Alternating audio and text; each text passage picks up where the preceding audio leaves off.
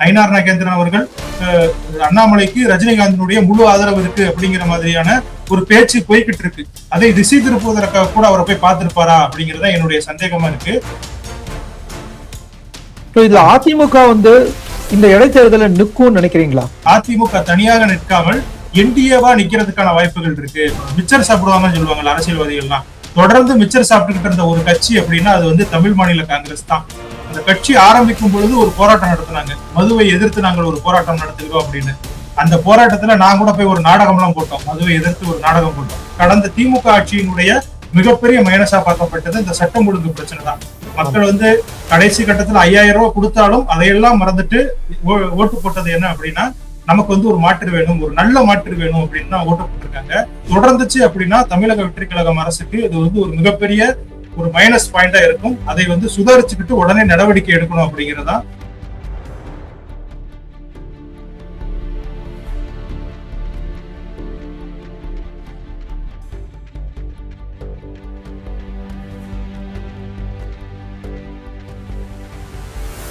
வணக்கம் தென்னவன் மீடியா நண்பர்களே.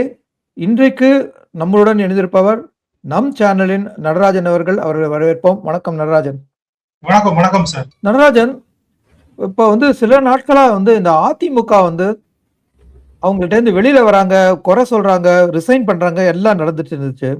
இப்ப முதல்ல 4 பேர் ரிசைன் பண்ணி அவங்க ரெசிக்னேஷனை சபாநாயகர் ஏத்துக்கிட்டாரு. சோ அந்த நிலையில இன்னைக்கு பார்த்தோம்னா விஜயபாஸ்கர், முன்னாள் சுகாதாரத்துறை அமைச்சர், புதுக்கோட்டையில தனக்குன்னு செல்வாக்கு வச்சிருக்கிற ஒரு அதிமுகவோட ஒரு முக்கிய பிரமுகரா இருந்தவர் இன்னைக்கு அதே மாதிரி ரிசைன் பண்ணி தன்னோட ரெசிக்னேஷனை சபாநாயகர்கிட்ட கொடுத்திருக்காரு. என்ன நடக்குது சார்? ஆக்சுவலா இது இன்னும் தொடரும் அப்படின்னு தான் நான் நினைக்கிறேன். ஆக்சுவலா இன்னும் 2-3 எம்எல்ஏக்கள் போறதுக்கான வாய்ப்புகளும் இருக்கு. ஏன் அப்படின்னா இப்போ அதிமுக, திமுக உள்ளிட்ட கட்சிகளை பொறுத்த மட்டும் அந்த கட்சிகள்ல மிகப்பெரிய பொறுப்பு அப்படின்னு பாக்குறது அமைச்சர்களோ இல்ல என்ன சொல்றது எம்எல்ஏ பதவியோ தவிர்த்து அவங்க மாவட்ட செயலாளர் பதவியை ரொம்ப பெருமையா நினைக்கிறாங்க. திமுகன்னு எடுத்துக்கோங்க, அதிமுக எடுத்துக்கோங்க, அது ஒரு மிகப்பெரிய பொறுப்பா கருதப்படுது. இது ஒரு எக்ஸாம்பிள் சொல்லணும் அப்படின்னா இந்த தேர்தல் நடக்கிறதுக்கு முன்னாடியே எடப்பாடி பழனிசாமி அவர்கள் ஒரு செயல் திட்டத்தை கொண்டு வர்றாரு. என்ன அப்படின்னா 3 தொகுதிகளுக்கு ஒரு மாவட்ட செயலாளர் அப்படிங்கிற மாதிரி. இப்ப கோயம்புத்தூர்ல பாத்துக்கிட்டீங்க அப்படின்னா கிட்டத்தட்ட 10 தொகுதிகள் இருக்கு. 10 சட்டமன்ற தொகுதிகளுக்கு ஒரு மாவட்ட செயலாளர் தான் இப்போதைக்கு இருக்கிறதா சொல்றாங்க. சோ அப்படி இருக்கும் பொழுது அதை இன்னும் நம்ம அதிகப்படுத்தலாம். 3 அப்படின்னா கோவையிலேயே 3 மாவட்ட செயலாளர் வந்துருவாங்க அப்படிங்கிற மாதிரியான பேச்சுக்கள்லாம் போய்கிட்டு இருந்தது. ஆனா அதையெல்லாம் அன்னைக்கு வேலுமணி உள்ளிட்ட முக்கியமான தலைவர்கள் விரும்பல. ஏன்னா அவங்க என்ன நினைக்கிறாங்க, ஒரு மாவட்டத்தை நம்ம கண்ட்ரோல்ல வச்சிருக்கிற மாதிரி இருக்கும். ஒருவேளை இந்த புதிய செயல் திட்டத்தை கொண்டு வந்தோம் அப்படின்னா அது நம்மளுடைய பவர் நம்ம கையில இருந்து போயிருமோ அப்படிங்கிற மாதிரியான ஒரு மைண்ட் செட்ல இருந்துகிட்டு அவங்க என்ன சொன்னாங்கன்னா இது இப்போதைக்கு வேண்டாம் அப்படிங்கிற மாதிரி எல்லாம் சொல்லிட்டு இருந்தாங்க. சோ அதுல இருந்து நம்ம புரிஞ்சுக்கலாம் ஏன் மாவட்ட செயலாளர் பதவி அப்படிங்கிறது மிக முக்கியம் அப்படின்னு. சோ இன்னைக்கு இத்தனை பேர் போறதுக்கு காரணமும் மாவட்ட செயலாளர் பதவி தான். பெஞ்சமின் அவர்கள் எம்எல்ஏவே கிடையாது. சோ மத்த எம்எல்ஏக்கள் போறாங்கன்னா கூட நம்ம ஒரு நியாயம் இருக்குன்னு நினைக்கலாம். ஏன் அப்படின்னா ஒரு எக்ஸாம்பிளுக்கு சொல்றோமே, இப்போ மதுராந்தகம் தொகுதியில மரகதம் குமரவேல் திரும்ப நின்று அவங்க எம்எல்ஏவை ஜெயிச்சாங்கன்னு வச்சுக்கோங்க, அவங்களுக்கு அமைச்சரவையில் இடம் கொடுக்க கூட வாய்ப்பு இருக்கு. ஏன் அப்படின்னா திரும்ப அமைச்சரவை மாற்றப்படும், 1.5 வருஷம் கழிச்சு மாற்ற போறாங்க அப்படிங்கிற மாதிரியான பேச்சுக்கள் இப்படியே இருந்துகிட்டு இருக்கு. சோ அவங்க போறாங்கன்னா ஒரு நியாயம் இருக்கு. ஆனா பெஞ்சமின் மாதிரியான மாவட்ட செயலாளர்கள் போறதுக்கு பின்னாடி அவர் எம்எல்ஏவே கிடையாது. இப்போதைக்கு மாவட்ட செயலாளராக இருந்தாரு. அந்த பதவி பறிக்கப்பட்டதுனாலதான் அவர் இப்ப அதிருப்தியில போயிருக்காரு. சோ இந்த மாதிரி நிறைய தலைவர்கள் இருக்காங்க. இப்ப விஜயபாஸ்கர் அவர் போனதுக்கு காரணமும் அவருடைய மாவட்ட செயலாளர் பதவி திரும்ப கொடுக்கப்படாது அப்படிங்கிற மாதிரி சொன்னதுதான். இதே மாதிரிதான் வி சண்முகம் அவர்களும் ஒரு கோபத்துல இருக்கிறதா கூறப்படுது. அவருமே நேற்று அதிருப்தியை தெரிவிச்சிருந்தாரு. சோ வருங்காலத்துல அவர் போறதுக்கான வாய்ப்பு இருக்கு. அதே மாதிரி வேலுமணி அவர்கள் இப்ப வேலுச்சாமி அப்படிங்கிறவர் மாவட்ட செயலாளரா போட்டிருக்காங்க. அவருடைய ஆட்களுக்கும் வேலுமணி அவர்களுடைய ஆட்களுக்கும் செட் ஆகல. அவங்க ஒரு கட்சி நிகழ்ச்சி நடத்துறாங்க அப்படின்னா வேலுமணி அவர்கள் அழைக்கிறது கிடையாது. எடப்பாடி பழனிசாமி அவர்கள் கோயம்புத்தூருக்கு வந்த போது கூட இந்த பொள்ளாச்சி ஜெயராமன் அவர்கள் வீட்டுக்கு போயிருந்தாருல்ல, அவர்களுடைய தாயார் உயிரிழந்துட்டாங்க அப்படின்னு சொல்லிட்டு அந்த வீட்டுக்கு போயிருந்தாரு. அப்போ கூட பாத்தீங்கன்னா ஏர்போர்ட் வரைக்கும் எப்பவுமே வேலுமணி அவர்கள் கூட வருவாரு. அன்னைக்கு அவர் எஸ்பி வேலுமணி வரல அப்படிங்கிற மாதிரி சொல்லப்படுது. சோ இந்த மாவட்ட செயலாளர் பதவி மீண்டுமே இந்த யார் கையில இருந்து பறிக்கப்பட்டதோ அவங்களுக்கு கொடுக்கப்படுமா அப்படிங்கறத இப்ப கேள்வியா இருக்கு. அதனாலதான் இந்த மாதிரியான எம்எல்ஏக்கள் தங்களுடைய பதவியை ராஜினாமா பண்றாங்க. இதுல ஒரு சிக்கல் இருக்கு. ஏன் அப்படின்னா இப்ப நம்ம விஜயபாஸ்கர் அவர்களே இவ்வளவு தாமதமானதுக்கு காரணம் என்ன அப்படின்னு பாத்தீங்க அப்படின்னா அங்க ஆல்ரெடி இருக்கக்கூடிய அமைச்சரான முகமது பர்வேஸ் அவர் வந்து தமிழக வெற்றி கழகம் சார்பில் இப்ப வந்து அமைச்சரா இருக்காரு, அறந்தாங்கி தொகுதியினுடைய எம்எல்ஏவா இருக்காரு. அவருடைய தந்தை முன்னாடி அதிமுக இருந்தாரு. அவர் சி விஜயபாஸ்கரால ஒதுக்கி வைக்கப்பட்ட ஒருத்தர். இப்ப விஜயபாஸ்கரால ஒதுக்கி வைக்கப்பட்ட ஒரு மரன் இப்ப வந்து தாவேக்கால ஒரு முக்கியமான பொறுப்புலையும் மாவட்ட செயலாளர் பதவியில் இருக்கும் பொழுது சி விஜயபாஸ்கர் அந்த கட்சிக்குள்ள வந்தார் அப்படின்னா நம்மளுடைய வளர்ச்சிக்கு ஒரு மிகப்பெரிய பாதிப்பு இருக்குமே அப்படிங்கிற மாதிரி அவர் ஒரு வந்து ஒரு சிந்தனையில இருக்க வாய்ப்பு இருக்குல்ல. அவங்களுமே சி விஜயபாஸ்கர் தாவேக்காக்கு வர்றதை விரும்பல அப்படின்னு கூறப்பட்டது. இப்ப எந்த மாதிரியான பேச்சுவார்த்தைகள் நடந்துகிட்டு இருக்கு அப்படிங்கிறது தெரியல. சி விஜயபாஸ்கர் ஒண்ணு தாவேக்காக்கு போறதுக்கு வாய்ப்பு இருக்கு, அப்படி இல்லை அப்படின்னா திமுக கூட அவர் இணைவதற்கான வாய்ப்புகள் இருக்கு அப்படிங்கிற மாதிரியும் கூறப்படுது. இது அதிமுகவுக்கு ஒரு பாதிப்பை ஏற்படுத்துமா அப்படின்னு கேட்டீங்க அப்படின்னா பெரிய கருத்துக்கள் எதுவும் சொல்ல முடியாது. அப்படின்னா இவங்க எல்லாமே ஒவ்வொரு பகுதியில தலைவர்களா இருந்தவர்கள் தான். ஆனா இவங்களால அந்த பகுதியில வெற்றி கிடைச்சதா? இப்ப நம்ம அவங்களை தளபதினு சொன்னோம்னு வச்சுக்கோங்களேன், அந்த தொகுதியில அவங்க வந்து வெற்றி பெற்று இருக்கணும்ல. இப்ப வந்து அவர் ஜெயிச்சிட்டாரு, விராலிமலை தொகுதியில அவர் ஜெயிச்சிட்டாரு. ஆனா புதுக்கோட்டை மாவட்டத்தில் இருக்கக்கூடிய மீதி தொகுதிகள்ல வேற யாராவது அதிமுக காரங்களை ஜெயிக்க வச்சாங்களா அப்படின்னு கேட்டீங்க அப்படின்னா கிடையாது. உதாரணத்துக்கு சொல்லணும் அப்படின்னா திருமயம் தொகுதியில வைரமுத்து அப்படிங்கிற ஒருத்தர் வந்து அதிமுக சார்பில் நின்னாரு. அவருடைய வெற்றிக்கும் மாவட்ட செயலாளரான விஜயபாஸ்கர் அந்த அளவுக்கு ஒத்துழைப்பு கொடுக்கல அப்படின்னு சொல்லப்படுது. சோ இது எல்லாம் தான் காரணம். ஏன்னா கட்சியிலேயே அவங்களுக்கு வந்து ஓரளவுக்கு அதிருப்தி இருக்கு. காலங்காலமா இவங்க தான் மாவட்ட செயலாளர்களா இருக்காங்க, அவங்க ஜெயிக்கிறதுக்கான வேலைகளை பாக்குறாங்க. இப்ப மயிலம் தொகுதியில போய் சி வி சண்முகம் நின்னார்ல, அவரு எந்த அளவுக்கு சந்தர்ப்பவாதியா இருக்காரு அப்படிங்கிறது நம்ம அதுல இருந்தே தெரியும். விழுப்புரம் தொகுதியில நின்று தோல்வி அடைஞ்சாரு. இதுக்கு முன்னாடி திருக்கோவிலூர் தொகுதியில கூட அவர் போட்டியிடுவதற்கான வாய்ப்பு இருக்குன்னு சொல்லப்பட்டது. ஏன்னா இந்த 2 தொகுதியிலும் நிக்கிறவங்க பெரிய ஆட்கள். விழுப்புரம் தொகுதியில லட்சுமணன் அப்படிங்கிறவர் நிக்கிறாரு. அவரு அதிமுகல இருந்து திமுகவுக்கு போனவர். அதே மாதிரி பொன்முடி திருக்கோவிலூர் நிக்கிறதா சொல்லப்பட்டுச்சு. சோ இவங்க 2 பேருக்கும் எதிர்த்து நின்னோம் அப்படின்னா நம்ம வந்து தோல்வி அடையுமோ அப்படிங்கிற ஒரு எண்ணத்துலதான் மயிலம் தொகுதியில போய் சி வி சண்முகம் நிக்கிறாரு. இப்போ மயிலம் தொகுதிக்கு சீட்டு கொடுத்தது யாரு? எடப்பாடி பழனிசாமி அவர்கள் தான் கொடுத்திருக்காங்க. நமக்கு ஏற்கனவே தெரியும் அவர் வந்து எம்பி பதவி கேட்டாரு அப்படின்னு சொல்லிட்டு. சோ இப்படி கட்சி மூலமா எல்லா விதமான பொறுப்புகளையும் பதவிகளையும் சுமங்களையும் அனுபவிச்சுக்கிட்டு கட்சி ஒரு இக்கட்டான சூழ்நிலையில இருக்கும் பொழுது இந்த மாதிரியான ஒரு நிலையை எடுப்பது சரிதானா அப்படிங்கிறதா அதிமுக தொண்டர்களுடைய ஒரு கோபமாவே இருக்கு. இன்னொரு முக்கியமான காரணம், அதிமுக வந்து கிட்டத்தட்ட 32 வருடங்களுக்கு மேலாக அவங்க வந்து ஆளுங்கட்சியா தான் இருந்திருக்காங்க. எதிர்கட்சியாக இருந்தது வந்து ரொம்பவே கம்மியான ஒரு காலகட்டம் தான். அப்படி இருக்கும் பொழுது அதிமுக அதிக காலம் ஒரு 5 வருஷத்துக்கு மேல அவங்க வந்து எதிர்கட்சியா இருந்ததே கிடையாது. அப்படி இருக்கும் பொழுது நமக்கு வந்து பவர் கையை விட்டு போயிருதே அப்படிங்கிற ஒரு காரணத்துக்காகவும் இந்த மாதிரியான முடிவுகள் எடுப்பதற்கான வாய்ப்புகள் இருக்கு அப்படின்னு நினைக்கிறேன். கண்டிப்பா இது வந்து அந்த அளவுக்கு நெகட்டிவா இருக்காது அப்படிங்கிறதா என்னுடைய கருத்து. இப்ப நீங்க தொண்டர்கள் மனப்பான்மை வந்து ரொம்ப அழகா எடுத்து சொன்னீங்க. இப்ப வந்து முன்னாடி 4 இடத்துல வந்து இடைத்தேர்தல் வர இருந்தது, இப்ப வந்து நிச்சயமா வந்து 5 இடத்துல ஆயிடுச்சு. இதுல அதிமுக வந்து இந்த இடைத்தேர்தல நிற்கும் நினைக்கிறீங்களா? பிளஸ் திருச்சி கிழக்கையும் சேர்த்து 6 தொகுதி. அதிமுக இது வந்து அவங்க நிக்கிறதுக்கான வேலைகள் ஈடுபட்டுக்கிட்டு இருக்காங்க அப்படின்னு சொல்லப்படுது. அதாவது அதிமுக தனியாக நிற்காமல் என்டிஏவா நிக்கிறதுக்கான வாய்ப்புகள் இருக்கு. இப்ப உதாரணத்துக்கு மதுராந்தகம் தொகுதியை வந்து பாமகவுக்கு கொடுப்பதற்கான வாய்ப்பு இருக்கு. ஏன்னா பாமகவுல இருந்து ஏதாவது ஒரு பட்டியலிடத்தை சேர்ந்தவர் தான் அந்த தொகுதியில போட்டியிடுவாங்கன்னு சொல்லப்படுது. இதே மாதிரி ஒவ்வொரு தொகுதியையும் வேற கூட்டணி கட்சியினர்களுக்கு கொடுத்து என்டிஏவா நம்ம இருப்போம், இது வந்து நமக்கு 2029க்கும் உதவும் அப்படிங்கிற மாதிரி அதிமுக தரப்புல ஒரு பிளான் இருக்கிறதா சொல்லப்படுது.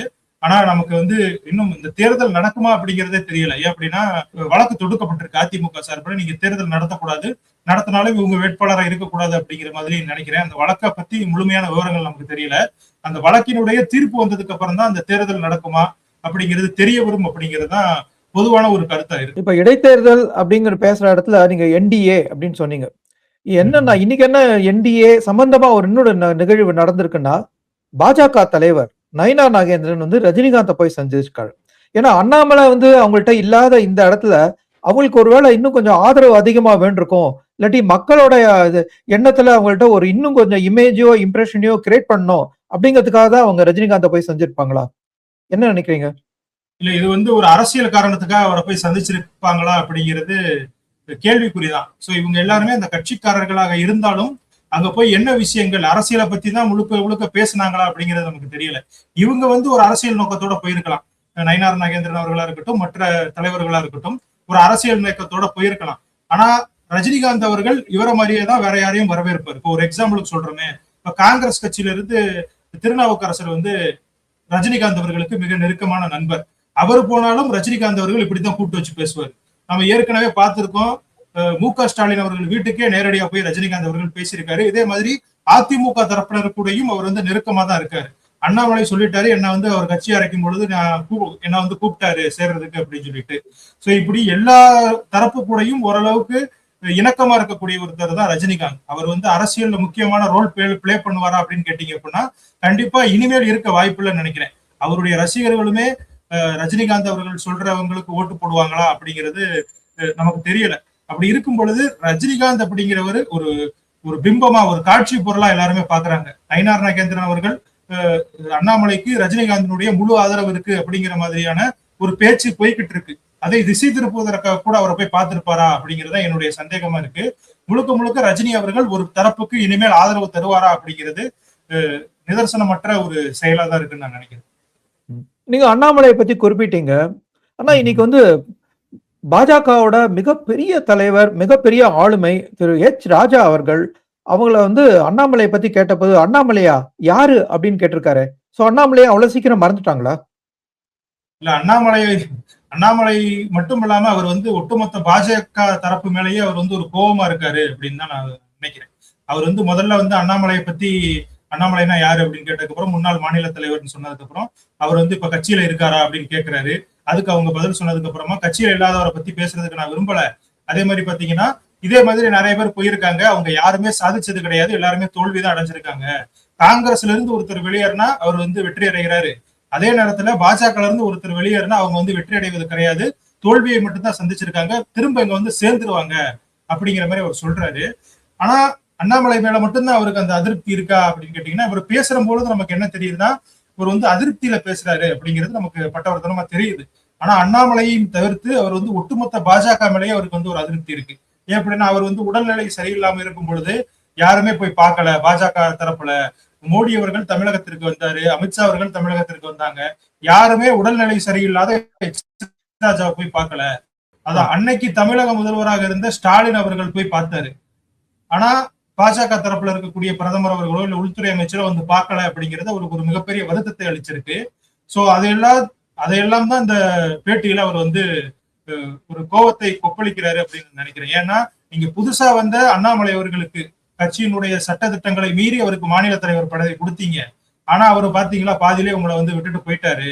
இதே மாதிரியான ஒரு முக்கியத்துவத்தை நீங்க எங்களை மாதிரி ஆட்களுக்கு கொடுக்கலையோ அப்படிங்கிறதுதான் அவருடைய அந்த பேட்டியிலிருந்து எனக்கு தெரிய வந்திருக்கு. அதுதான் அவர் வந்து அப்படி மறைமுகமா வெளிப்படுத்துறாரோ அப்படின்னு நான் நினைக்கிறேன். உங்களுடைய நினைப்பு என்னன்னு தெரியல சார். வியூவர்ஸ் உங்க கமெண்ட் எழுதுங்க, திரு எச் ராஜா எந்த நினைப்புல சொல்லிருக்கலான்ட்டு. ஸோ இப்போ இன்னொரு கேள்வி உங்களை கேட்க விரும்புறேன் நடராஜன். அது வந்து தமிழ் மாநில காங்கிரஸை பத்தி. அவங்க என்டிஏ கூட்டணியில இருந்து வெளில வந்திருக்காங்க. அவங்க எதுக்காக இப்ப கூட்டணியில இருந்து வெளில வரணும்? ஏன்னா இப்ப இடைத்தேர்தலில் வந்து அவங்க கூட்டணியா நிற்க போறதா நீங்க சொன்னீங்க. தமிழ் மாநில காங்கிரஸும் எங்கேயாவது ஒரு இடத்துல நின்று அவங்க கொஞ்சம் பதவிக்கு வந்திருக்கலாமே, அவங்க ஏன் வந்து இப்ப கூட்டணியில இருந்து விலகணும்? சார், தமிழ் மாநில காங்கிரஸ் எந்த கூட்டணியில இருந்தாலும் அவங்க வந்து பதவிக்கு வரவே மாட்டாங்க அப்படிங்கிறதுதான் அரசியல் உண்மை அப்படின்னு சொல்லணும். எப்படின்னா தொடர்ந்து 2021 அதிமுக தரப்புல ஒரு தொகுதியில நின்ன புரட்சி பாரதம் கூட ஒரு தொகுதியில ஜெயிச்சிட்டாங்க. கீழ் வைத்தினாங்குப்பம் கேவி குப்பம் தொகுதியில நின்னாரு, அவருக்கு ஒரு தொகுதி தான் கொடுத்தாங்க, அந்த ஒரு தொகுதியில ஜெயிச்சிட்டாரு. இந்த மாதிரி அதிமுக கூட்டணியில நின்ன எல்லா கட்சிகளுமே அட்லீஸ்ட் ஒரு தொகுதியா ஜெயிச்சிட்டாங்க. இவங்களுக்கு 6 தொகுதி கொடுத்தாங்க, அந்த 6லயுமே தோற்ற கட்சி. அப்ப வந்து இரட்டலை சின்னத்துல நின்னுச்சு, 6லயுமே தோத்து போயிட்டாங்க. அதே மாதிரி பாத்தீங்க அப்படின்னா 2026 5 தொகுதியில தாமரையில நின்னாங்க, அந்த 5 தொகுதியும் தோத்து போயிட்டாங்க. கேட்டா வந்து அமைச்சர்கள் தொகுதியை எங்களுக்கு கொடுத்துட்டாங்க அப்படின்னு. அங்க அமைச்சர்களே ஜெயிக்கல, ஜெயிச்சது எல்லாம் பாத்தீங்க அப்படின்னா தாவே காட்கள் தான் ஜெயிச்சிருக்காங்க. சோ இந்த மாதிரி கிட்டத்தட்ட 2015 வந்து இந்த தமிழ் மாநில காங்கிரஸ் தொடங்குச்சு. அதுல இருந்து பாத்தீங்க அப்படின்னா அந்த கட்சி எந்த மாதிரியான போராட்டங்கள் நடத்தினாங்க, எந்த மாதிரியான அரசியல் நகர்வுகளை செஞ்சாங்க, அரசியல் சார்ந்து ஏதாவது பண்ணாங்களா அப்படின்னு கேட்டீங்க அப்படின்னா சைவர் மார்க்கு தான் அவங்களுக்கு கொடுக்கணும். இந்த மாதிரி ஒரு அமைதியா இந்த மிச்சர் சாப்பிடுவாங்கன்னு சொல்லுவாங்க அரசியல்வாதிகள்லாம், தொடர்ந்து மிச்சர் சாப்பிட்டுக்கிட்டு இருந்த ஒரு கட்சி அப்படின்னா அது வந்து தமிழ் மாநில காங்கிரஸ் தான். அந்த கட்சி ஆரம்பிக்கும் பொழுது ஒரு போராட்டம் நடத்தினாங்க, மதுவை எதிர்த்து நாங்கள் ஒரு போராட்டம் நடத்துகிறோம் அப்படின்னு. அந்த போராட்டத்துல நான் கூட போய் ஒரு நாடகம் எல்லாம் போட்டோம், மதுவை எதிர்த்து ஒரு நாடகம் போட்டோம். சோ அதற்கப்புறமா அவங்க வந்து ஒரு மிகப்பெரிய போராட்டமோ இல்ல மக்களை நோக்கி அரசியல் படுத்துறதோ எதுவுமே கிடையாது.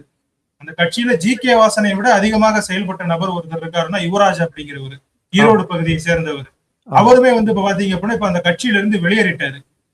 நமக்கு வந்து ஒரு தகவல்கள் கிடைக்குது என்ன அப்படின்னா தமிழ் மாநில காங்கிரஸை மீண்டும் காங்கிரஸோடு இணைத்துக் கொள்ளலாம் அப்படிங்கிற மாதிரியான ஒரு நிலைப்பாட்டுல ஜி.கே. வாசன் அவர்கள் இருக்கிறதா சொல்லப்படுது. ஏன்னா ஜி.கே. வாசன் மோடி அவர்களை மிகப்பெரிய அளவுல நம்பிதான் இந்த என்டிஏ கூட்டணிக்கே வந்தாரு அவர். அப்படி வரும்பொழுது அவருக்கு என்ன ஒரு வார்த்தை சொல்லியிருந்தாங்கன்னா, ஒரு ப்ராமிஸ் பண்ணியிருப்பாங்கல்ல. அப்படி என்ன சொல்லியிருந்தாங்கன்னா, அவருக்கு வந்து மத்திய அமைச்சரவையில ஏதாவது ஒரு அமைச்சர் பதவியோ இல்ல இணை அமைச்சர் பதவியோ கொடுக்கப்படும் அப்படின்னு தான் சொன்னாங்க. அதனாலதான் அதிமுக சார்பில் அவர் வந்து மாநிலங்களவை உறுப்பினராகவே ஆக்கப்பட்டார். அப்ப மாநிலங்களவை உறுப்பினரா அதிமுக சார்பில் இருக்காரு. ஆனா 2024 நாடாளுமன்ற தேர்தலில் பாஜக கூட்டணியில போய் சேர்ந்துடுறாரு. சோ இந்த மாதிரி அவருக்கு வந்து மாறி மாறி நிலைப்பாடுகளை எடுத்ததுனால மக்களுமே அந்த அளவுக்கு அந்த கட்சி மேல ஒரு பாசிட்டிவான ஒப்பீனியன் கிடையாது. அதே நேரத்துல அரசியல் சூழல்லையும் அந்த கட்சிக்கான முக்கியத்துவம் கொஞ்சம் கொஞ்சமா குறைஞ்சுக்கிட்டே வருது. இப்ப வந்து காங்கிரஸ்ல போய் அவர் இணைவதற்கான பேச்சுவார்த்தைகள் நடந்துகிட்டு இருக்கு. அவர் வந்து திரும்ப ராஜ்யசபா எம்பி ஆகிறதுக்கான வாய்ப்புகள் இருக்குது. ஏன்னா 2029லயோ 2028ல வந்து திரும்ப தமிழகத்துல ராஜ்யசபா தேர்தல் வருவதற்கான வாய்ப்புகள் இருக்கு. அப்படி வரும் பொழுது தமிழக வெற்றி கழகம் சார்புல ஒரு தொகுதி வந்து காங்கிரஸ் கொடுப்பாங்க ராஜ்யசபா. அந்த எம்பியாக ஜி.கே. வாசன் அவர்கள் போறதுக்கான வாய்ப்புகள் இருக்கு. 2029ல கூட அவர் சீட் கேட்டிருக்காரு அப்படின்னு சொல்லப்படுது. ஏதாவது ஒரு இது வைப்பாரு, எனக்கு ஒரு எம்பி பதவி வேணும். ஒன்னு 2029ல நாடாளுமன்ற தேர்தலில் போட்டியிடுவதற்கான வாய்ப்பு, அப்படி இல்லைன்னா ராஜ்யசபா எம்பி சீட்டு. இந்த 2 டிமாண்டையும் வச்சுதான் அவர் வந்து தன்னுடைய கட்சியை காங்கிரஸ்ல போய் இணைப்பதற்கான பேச்சுவார்த்தைகள் ஈடுபட்டிருக்கிறதா சொல்லப்படுது.